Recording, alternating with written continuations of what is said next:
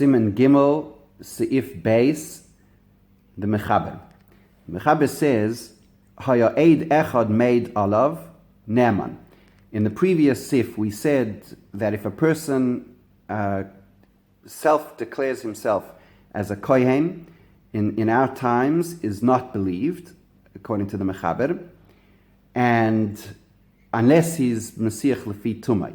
Now in Sif Beis, we say, what if not the person himself is self-declaring himself as a kohen, but somebody else comes and declares him as a kohen? Another aid echad, one aid.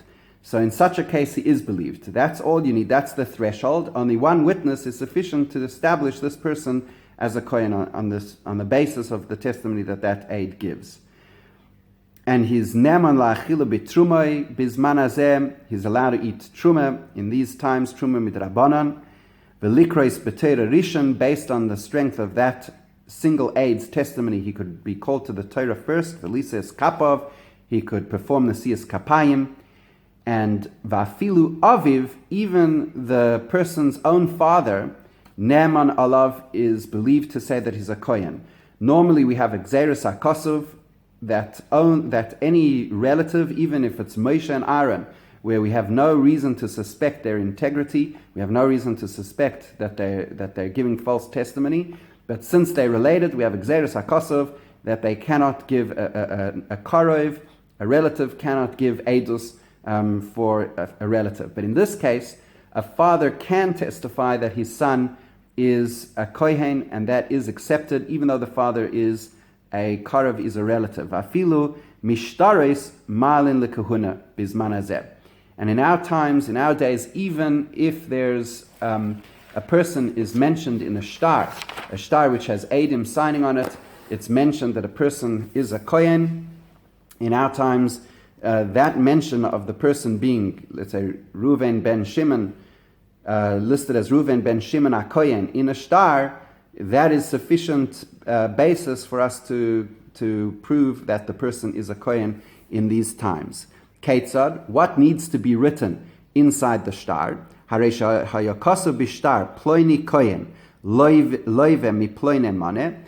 If the Eidim wrote in the shtar that we saw so and so, Reuven ben Shimon, who hakohen, we saw him borrow $100 from somebody, the Eidim chasumim alav, and the Eidim sign beneath that, then the fact that they mentioned that he's a kohen is considered strong enough testimony that he's a kohen, because we assume that the Eidim will have done their due diligence and they wouldn't allow that fact to be mentioned in the shtar if they didn't know it to be true. And therefore, and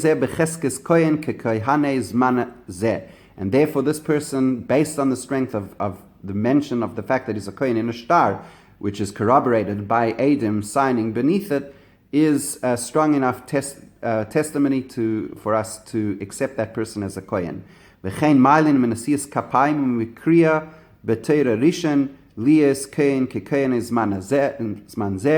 Similarly, if we see a person performing Nesiyas Kapayim or being called to the Torah first, then that is also enough of a chazak, enough of an established fact to determine that this person is a bona fide kohen in today's day and age.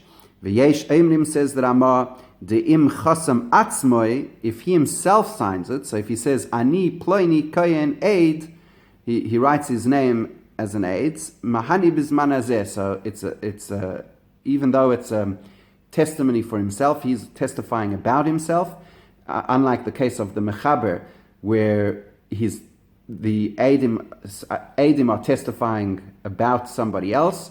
Even if he testified about himself, bizman hazeh, that's sufficiently strong evidence to elevate him to kahuna, according to the Yesh Omrim in the Ramah.